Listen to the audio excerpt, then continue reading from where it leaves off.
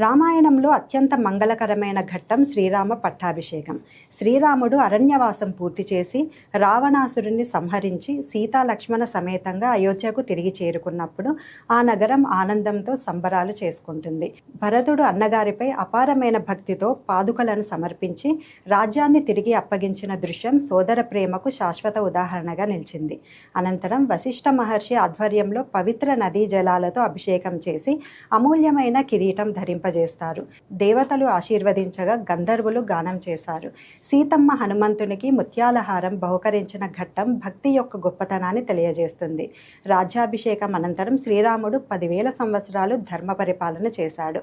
ఆయన పరిపాలన కాలంలో దొంగతనాలు లేవు, కరువు కాటకాలు లేవు, అన్యాయానికి తావు లేదు. ప్రతి ఇల్లు సుఖశాంతులతో నిండిపోయింది. అదే రామరాజ్యం. ఈ పట్టాభిషేక ఘట్టాన్ని భక్తితో వినడం, పఠించడం వల్ల ఐశ్వర్యం, శాంతి, గౌరవం లభిస్తాయని విశ్వాసం. ఈ కథ మనకు చెప్పే సత్యం ఒక్కటే: ధర్మం ఎప్పుడూ గెలుస్తుంది, సహనం చివరికి విజయాన్ని అందిస్తుంది.